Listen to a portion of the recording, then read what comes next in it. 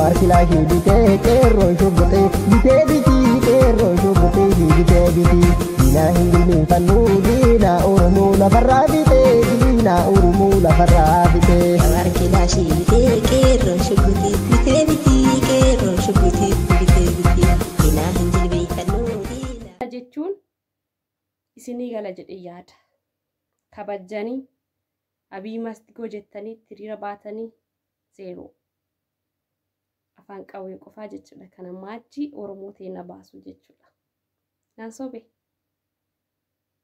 sobe oromoo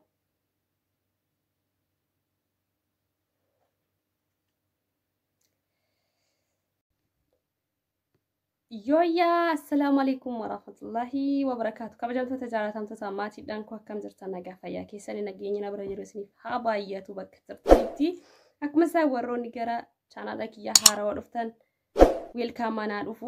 Warroonni maatii kiyya taatan immoo viidiyoo akkuma isin bira ga'een like gochuu hin dagatinaa. Akkuma isaa yaada keessan naa katabu hin dagatinaadha. Har'a dhimmoota ciccimaa lamaan isinii qabadhe dhufe. Dhimmoonni ciccimaa lama maalii ka jedhu artistii Galaanaa Gaaromsaa fi waa'ee hayyoota keenya kan lagannaa nyaataa ammallee jalqabanii waan garaa nama nyaatu waan keessa namaa dhiphisu jechuudha. Kanarraa yaada mataa kootiin isinii ibsa.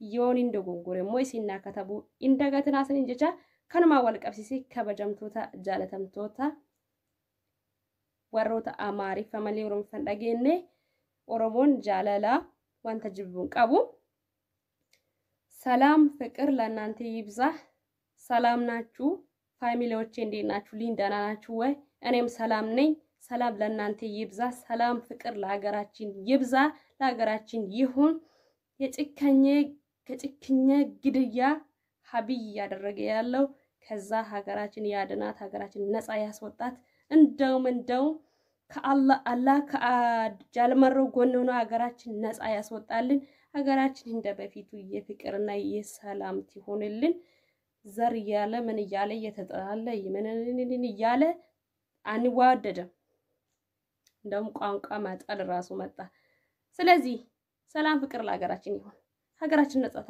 ነፃ እንድትወጣ ጸልዩ በመታመኑበት ጸልዩኒ የማንንም ሃይማኖት አልጥልም የማንንም ቋንቋም አልጥልም እኔ ተረጋግሜ እናገራለሁ የሚጥለው አብይን ነው እንጂ ሌላ ሰውን አልጥልም አብይንም ሰው ስለሆነ ሳይሆን ስርዓቱን ነው ማልወደው ሁሌ ማስረዳችኋለሁ ስለዚህ ፋሚሊዎቼ አመሰግናችኋለሁ እንዴት ናችሁ ደህና ናችሁ ሰላም ለእናንተ ይብዛ እጄ የመጣሁት ሁለት ነገር ነው እና ብዙ ደስ የሚል ነገር ነው ከኔ ጋር ከቆያችሁ ምንድነው ደስ የሚለው ምንድነው የሚትሉትም የሚሳሙኝ ሊሆን ይችላልና መልካም ከቪዲዮ ጋር ቆይታ አድርጉ ላይክ ማድረግ እንዳትረሱ ማለት ነው እሺ ጆሌኪና ከለጥማ ወይ hayyoota ዳበራ hayyoota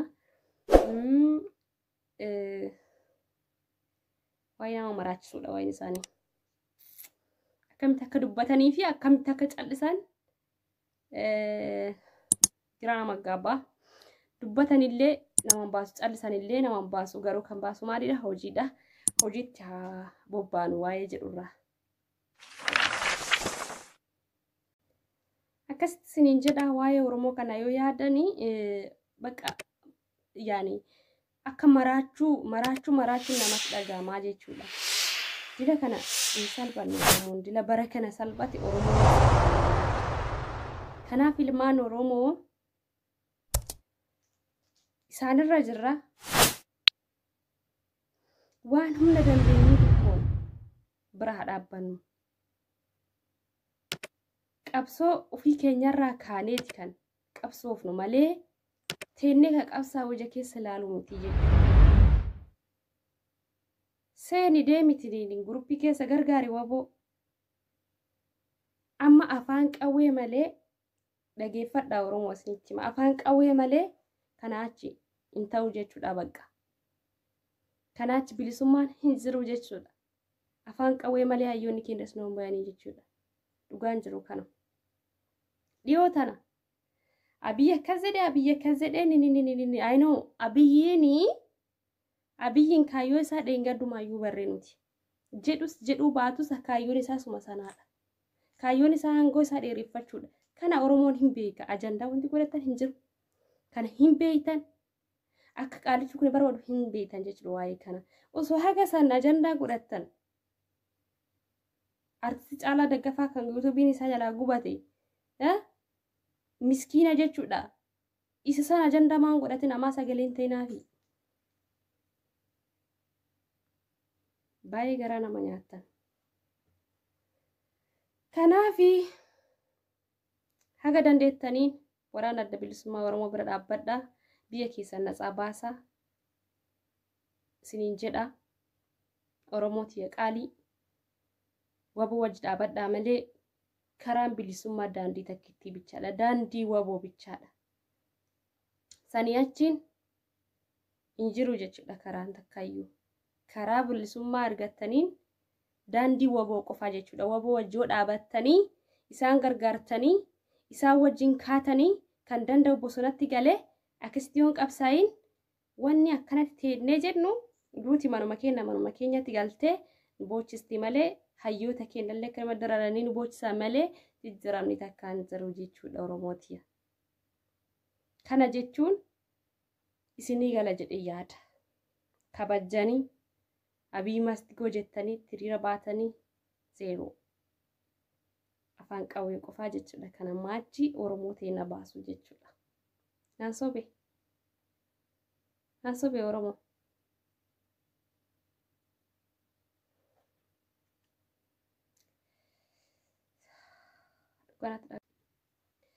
Akkasanitti isiniin jedha.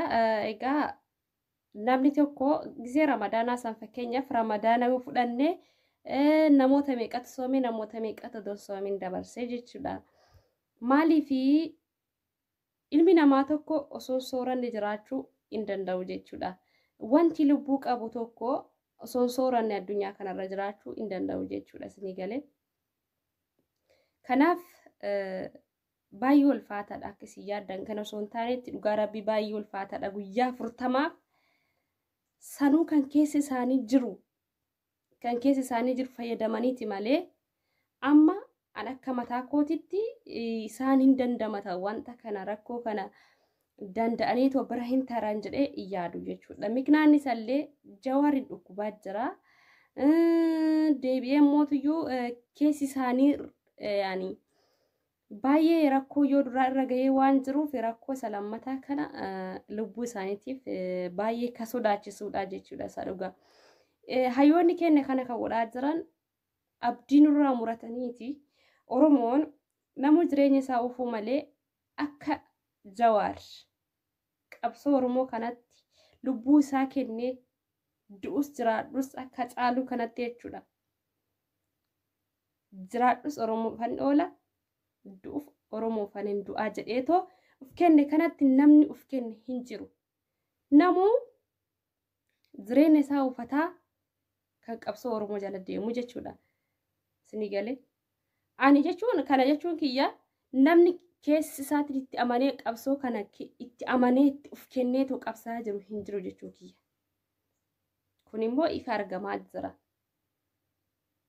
Ifa argamaa jira jechuudha. Miidiyaaleen afaan garagara haasaya wanti hunduuyyuu bakka yaani dhugaa Rabbii baay'ee garaa nama nyaataa jechuudha. Hacaaluun Oromoodhaaf duun isaa garaa na nyaata yoo akkana laalu jechuudha. Garuu mara keessanii Oromoo mara keessanii miti. Akkasitti isiniin jedha hayyoonni keenya gara fuulduraatti haalli fayyaa isaanii haalli amma itti deemaa jiran kuni keessaa bayan jennee ka yaannu miti jechuudha. Akkasitti quba qabaachuu qabdan. Ka keessaa bayan jennee abdiidhaan eeggannu miti jechuudha. Garuu lubbuun Rabbi harka jirti. Rabbi gaditti garuu harka namaa jirti. Lubbuun jara kana dhaqqabatuu qabnaa jechuudha. Osoo lubbuudhaan jiran isaan dhaqqabachuu qabnaa jechuudha. Osoo lubbuudhaan jiran achi baafachuu qabna. Akka fayyaan isaanii eeggamaniif godhuu qabnaa jechuudha yaa Oromootiya. Isinii galee. Garuu ani dhugaa Rabbi baay'ee natti dhagama waa'ee Oromoo kana natti dhagama akka badaa. Rabbi maraa.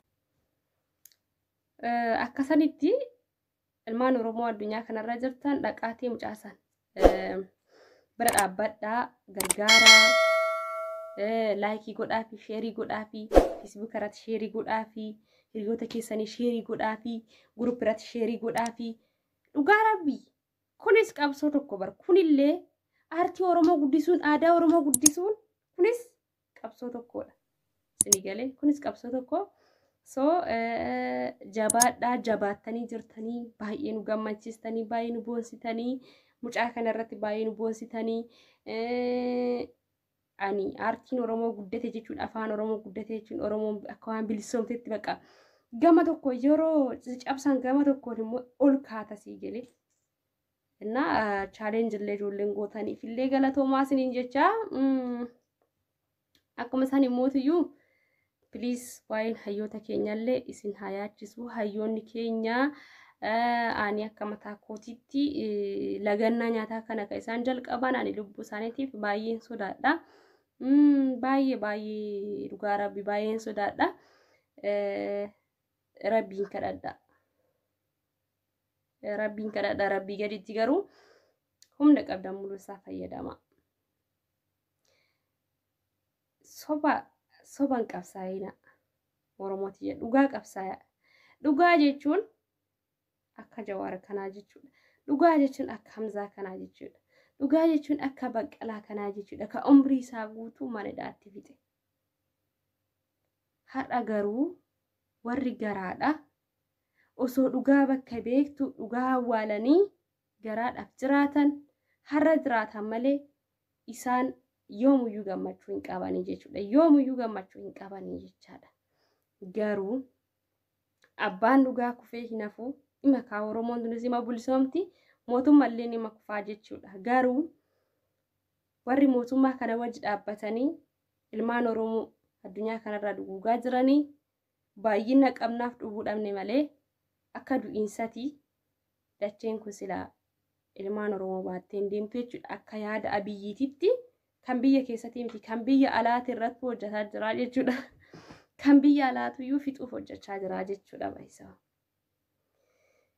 kanaan isiniin jedha waan na wajji turtaniif guddaa galatoomaa guddaan isin kabaja baay'een isin jaaladha maatiidhaan kun na jajjabeessaa jirtanii galatooma akkuma isin jajjabeessanitti anillee hojii boonsaa hojii isin jaalattan hojii isin gammachiisaa isin biraan gahaa gaannaa tura ciao bye bye